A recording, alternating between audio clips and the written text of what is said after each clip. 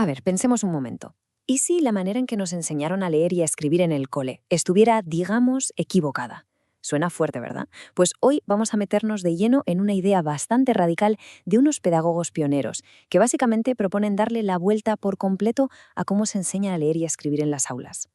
Para que nos hagamos una idea, vamos a empezar con una anécdota que es increíble. Resulta que al hijo de Gabriel García Márquez, en un examen de literatura, le preguntan qué simbolizaba el gallo en una de las novelas de su propio padre. La respuesta que el profesor consideraba correcta era que el gallo era el símbolo de la fuerza popular reprimida. Lo más gracioso, que el propio Gabo confesó que en realidad él solo pensaba que el coronel se haría una sopa con el gallo y ya está. Esta historia, que parece un chiste, en el fondo nos muestra una desconexión brutal. Y claro, esta anécdota nos deja pensando y nos lleva directamente a la pregunta clave que plantea la pedagoga Delia Lerner. Una pregunta que de primeras puede sonar hasta un poco rara. ¿Es de verdad posible leer en la escuela? Vale, para desgranar todo esto vamos a seguir una especie de hoja de ruta. Primero, vamos a ver cuál es el problema, ¿no? Lo haremos en los apartados de Una escuela de ficción y La paradoja de la lectura. Después nos meteremos con las soluciones. Cómo crear una sociedad de lectores, cuáles son las nuevas reglas para escritores y cómo poner la ortografía en su justo lugar. Y todo esto nos llevará al gran objetivo: formar ciudadanos de la palabra escrita. Bien, pues esa historia de García Márquez no es solo una anécdota divertida, sino que destapa una verdad bastante incómoda. Y es que la manera en que la escuela se enfrenta a la lectura es, muchas veces, pura ficción, algo que no tiene nada que ver con la vida real. Empezando, por ejemplo, por esa obsesión con que solo hay una interpretación correcta para todo.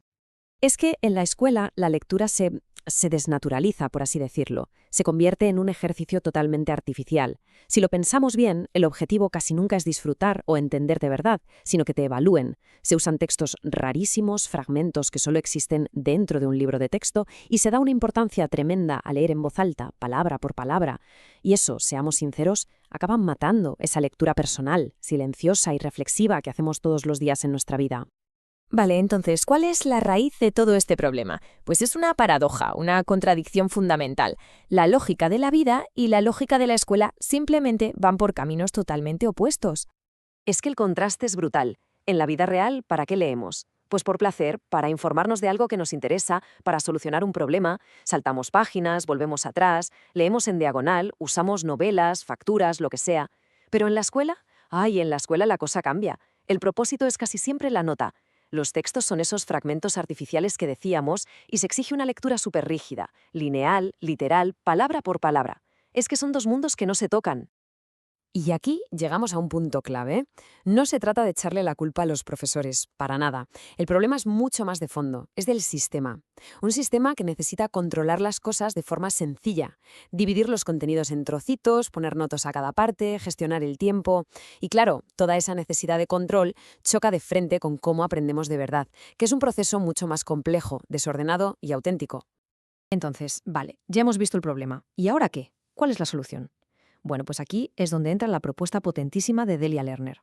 Y no es un pequeño ajuste, ¿eh? No, es transformar el aula de arriba a abajo.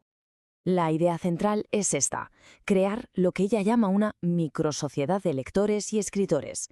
¿Qué significa esto? Pues que el aula deja de ser un sitio donde la lectura es un objeto de estudio, algo aislado y muerto, y se convierte en una comunidad real. Una comunidad donde leer y escribir son herramientas vivas, que se usan para conseguir cosas de verdad, objetivos que los propios alumnos entienden y les importan. Pero, a ver, ¿cómo se come esto en la práctica? Suena bien, pero ¿cómo funciona? Pues miremos un par de ejemplos que son geniales. 1. Los alumnos tienen que grabar poemas para una biblioteca para personas invidentes. Ojo, de repente leer bien en voz alta ya no es para sacar un 7, es para que otra persona disfrute, para comunicar de verdad. O este otro, montan una especie de consultoría científica. Investigar un tema deja de ser hacer un trabajo y se convierte en algo crucial para poder responder a las preguntas de sus compañeros. Es que el propósito, el para qué, lo cambia absolutamente todo. Muy bien, ya tenemos la gran idea. Ahora vamos a lo práctico, las herramientas. ¿Cómo se construye esta microsociedad en el día a día? Pues la primera herramienta que vamos a ver viene de un decálogo que propuso el pedagogo Daniel Cassagne. Y esto es más que una lista de consejos, es casi un manifiesto. Lo que propone es que escribir sea una actividad social, algo vivo que pasa dentro de la clase. Los alumnos se ayudan, discuten sus ideas y el papel del profesor cambia radicalmente. Deja de ser solo el que pone la nota roja para convertirse en un lector más, un colaborador.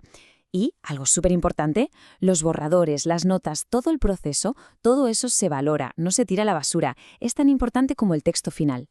Vale, y ahora vamos con la segunda gran herramienta, que ataca de frente una de las grandes obsesiones de la escuela, la ortografía.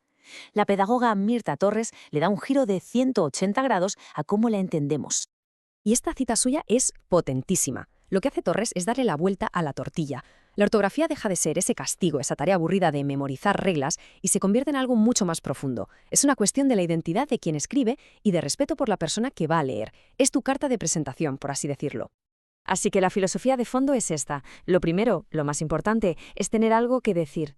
Es crear un texto con significado, que comunique. La ortografía, claro que es importante, pero se ve como un problema de la escritura, que hay que resolver al final. Es el último paso, el pulido, antes de entregar el texto a su público. No puede ser el primer obstáculo que te frena y te bloquea la creatividad desde el minuto 1.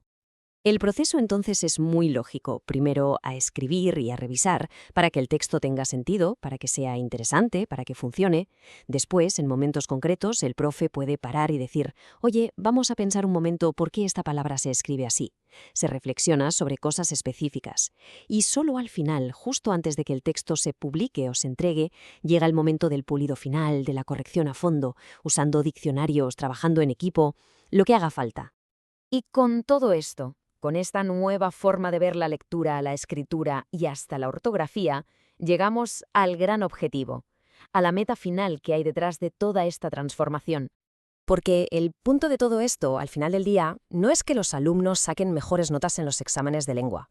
La meta de verdad, como dice Lerner, es formar ciudadanos de la cultura escrita. ¿Y qué es eso? Pues es formar personas que puedan participar de lleno en el mundo de las ideas, en el debate, en todo ese conocimiento inmenso que se mueve a través de lo que está escrito. Es darles poder. Y es que la recompensa de verlo así es inmensa. Es entender que leer y escribir no son solo un par de habilidades técnicas mecánicas. No, son las llaves maestras que nos abren las puertas a otras realidades, a la empatía, a poder pensar por nuestra cuenta, a mundos enteros que de otra forma ni siquiera sabríamos que existen.